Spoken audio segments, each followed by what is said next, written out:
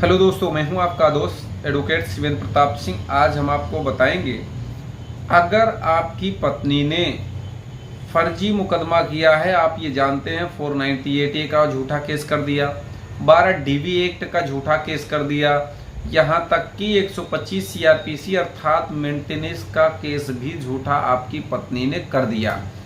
ऐसी स्थिति में एक एक बात को आप खारिज कर सकते हैं, एक एक बात को आप झूठा साबित कर सकते हैं। आपके पास एविडेंस भी है, जो उसने घटना की तारीख लिखी है, जो मार पिटाई की तारीख उसमें लिखी है, जो आपकी पेमेंट बताई है कि बंदा 50,000 की आय है, उसमें झूठ बोला है, या अपने बारे में उसने झूठ बोला है, इनकम को छिपाया है। कहीं कहीं तो ऐसी स्थिति है, ऐसी औरतें हैं कि पति के द्वारा पत्नी पर उनके नाम पे ज़मीनें रजिस्ट्री कर दी गई हैं, ये भी छिपा लिया। पति ने फिक्स डिपॉजिट जमा किया, यानी कि FD करा दिया है, पत्नी ने वो भी छिपा लिया है। पत्नी को बराबर वो मेंटेनेंस देता रहा है जब तक उसके साथ रही है। उसके मायके जाने के बाद पेमेंट गूगल पे, फ़ोन पे, यानी कि ऑनलाइन माध्यम से देता रहा है। उसके घर वालों के खाते में भेजता रहा, परिवार वालों के खाते में भेजता रहा। तमाम इस तरीके के सबूत होते हैं। उसके नाम प्रॉपर्टी है, संपत्ति है, FD है, वो कमा भी रही होती है, इसका भी प्रमाण उसके पास होता है। फिर भी कुछ लोग ये कहते हैं 340 की एप्लीकेशन 125 में नहीं लगेगी। तो आज आपको बता दें, जो कहते हैं भाई आप किसी की भी बात मत मानिए, मेरी बात मत मानिए, आप मानिए सर्वोच्च न्यायालय की बात मानिए। ध्यान रखें कि जब भी कभी 125 CRPC का केस फाइल होता है, उस केस में रजनीश वर्सेस नेहा का एफिडेविट देना होता है पत्नी को। उसमें उसको स्पष्ट करना होता है उसकी आय क्या है, इनकम क्या है, पति क्या करता है, उसकी आय क्या है, उसकी इनकम क्या है, पत्नी के पास क्या क्या चीज़ें हैं, FD है या नहीं, आय इनकम से लेके, यानी कि सारी चीज़ों का ब्यौरा देना होता है, एफिडेविट देना होता है। वो एफिडेविट अगर गलत दिया तो मानी सर्वोच्च न्यायालय ने ही साफ कह दिया है। उसी रजनीश वर्सेस नेहा का जजमेंट पढ़ लो साहब। जो व्यक्ति कहता हो कि ये कार्रवाई नहीं होगी, आप उसको उस जजमेंट को पढ़ा दीजिए, उस जजमेंट को आप पढ़वा दीजिए कि ये फिर 340 का नाम इसमें आया क्यों, धारा 191, 93, 207 वगैरह आई क्यों, इसमें क्यों कहा गया है कि पत्नी के खिलाफ इन धाराओं में उसे जेल होगी। कार्रवाई लोग करते नहीं हैं। जो नहीं करेगा तो कार्रवाई कोर्ट जबरदस्ती थोड़ी करेगा। अब सवाल यह है कि क्या करें, कैसे फाइल करें 340।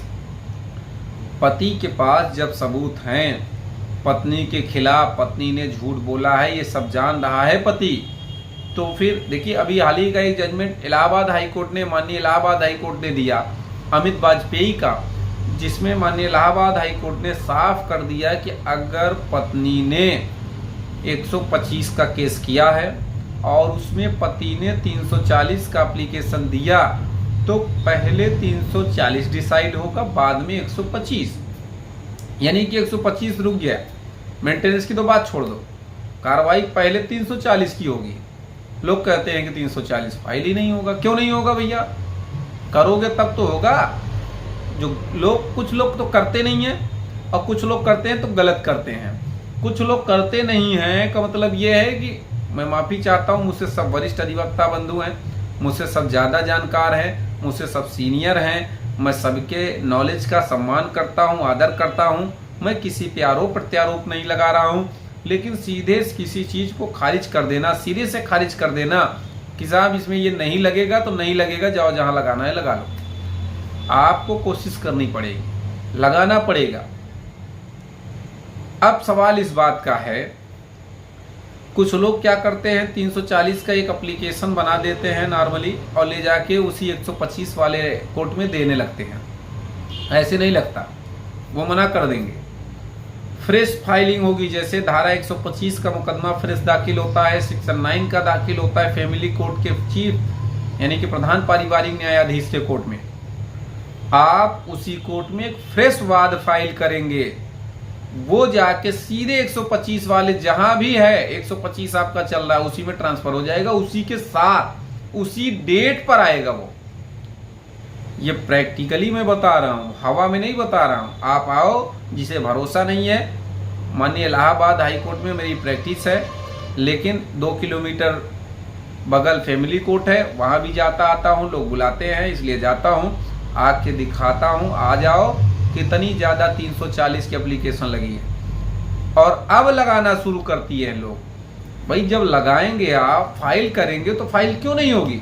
कोई भी जज नहीं मना कर सकता है कि मैं ये 340 का वाद नहीं लूंगा या मैं इसे फाइल करने से आपको रोक रहा हूं। क्यों रोकेगा भाई? आप कानून के तहत फाइल कर रहे हैं, कोई कानूनी प्रक्रिया को दुरुपयोग उसका थोड़ी कर रहे हैं कि नहीं फाइल होगा।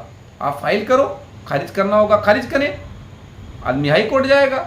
ये मत कोई कह सकता है या नहीं कह सकता है कि नहीं ये कोई केस फाइल ही नहीं होगा। इस पर बड़ा विवाद होता है। कुछ लोग तो फोन करके हमसे कहते हैं साहब मेरे वकील साहब मना कर रहे हैं, तो ये गलत बात है। आप फाइल करो, अगर आपके वकील साहब मना करें तो आप अपने से फाइल करो। ये भी कानून में प्रोविजन है, एडवोकेट एक्ट की धारा 32 में ये प्रोविजन है। आप अपने मुकदमे की अपने से वकालत कर सकते हैं, लेकिन मैं कहूँगा किसी अधिवक्ता से ही कराएं, क्योंकि बारीक चीज़ों की जानकारी आपको नहीं है और ना आप कर सकते हैं, क्योंकि आपने कानून की पढ़ाई नहीं की है। और कोई चीज़ शेष पूछना रह गया है, जानना रह गया है, तो कमेंट बॉक्स में कमेंट करके पूछ लें, अपने सवालों के जवाब ले लें, या फिर स्क्रीन पर चल रहे नंबर पर फ़ोन करके जानकारी ले सकते हैं। उम्मीद करता हूँ, आशा करता हूँ आज का यह वीडियो आपको बेहद पसंद आया होगा। अगर वीडियो पसंद आए तो वीडियो को लाइक करें, शेयर करें, YouTube channel Shivendra high court को जरूर सब्सक्राइब करें।